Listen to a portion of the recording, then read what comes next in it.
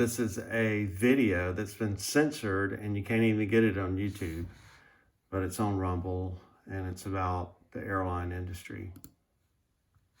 Commercial air travel in the United States has long been the safest in the world. So safe you never think about it. When was the last time a big jet crashed in this country? What, October 2001? Decades ago. But like so much else, that began to change immediately after Joe Biden became president. Biden imposed the principles of equity on the airlines. And that meant dramatically lowering hiring standards for pilots and for air traffic controllers. And disgracefully, the airlines went along with it. Result? There have been several near disasters in aviation recently, with hundreds of lives at stake in each case.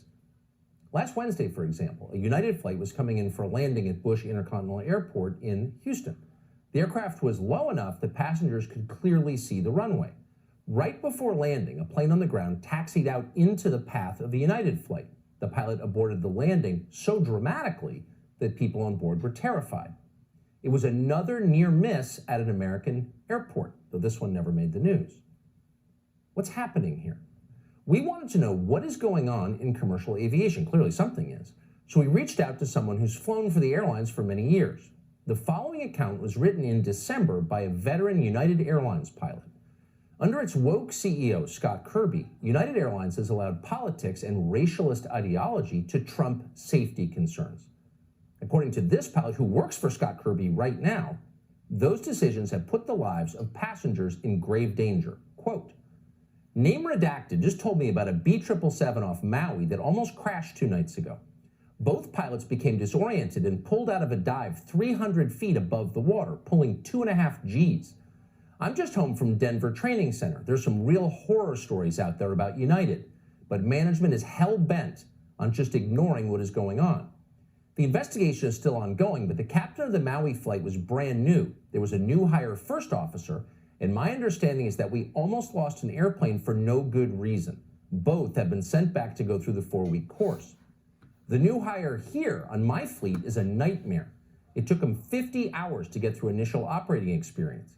Worse yet, talking to his instructor, out of his 25 landings in the simulator, 15 ended up in the dirt. Not one of them was on the center line of the runway. They said his radio work was like that of a private pilot. He has no situational awareness." I've known no one to land in the dirt in the simulator ever. Sorry to add that. And also add that the rumor from a United pilot is that the first officer, the captain called for flaps 5 as they cleaned up after takeoff, and the first officer put the flaps up. And then the captain was trying to fiddle with the flap lever, got into a turn, and that caused exacerbated the situation as they descended toward the water. Okay, back to Tucker. Had to add that. I'm jump seating to SFO right now. A United B777 first officer is next to me. She said the training is totally inadequate for new hires. Her husband helps train them at United's in-house pilot academy, Aviate. He's constantly asking these kids who come in, "Has anyone told you what this is?" Many have no idea what they're getting into. They're hiring people straight out of high school now. Zero aviation knowledge or desire. It's just about the money and adhering to ESG. End quote. And it's not just United. It's right. Everywhere. Everywhere. Southwest Airlines' in-house pilot training program, called Destination 225, has dramatically lowered its standards. Many of its graduates wind up working for a charter company called Swift Air, which was under contract from the Biden administration to fly illegal aliens around the country without the American population knowing about it. But other graduates wind up flying for Southwest Airlines. Last year, a newly hired first officer on a Southwest flight, formerly a flight attendant, hit the runway so hard on landing that a crew member was gravely injured. So this is what it looks like in real terms when you decide that identity is more important than aptitude in something critical like aviation. At some point, many people are going to die because of this. You're right. You should know that. It's coming. It's coming. I'm telling you. It's coming. And I saw a guy the other day who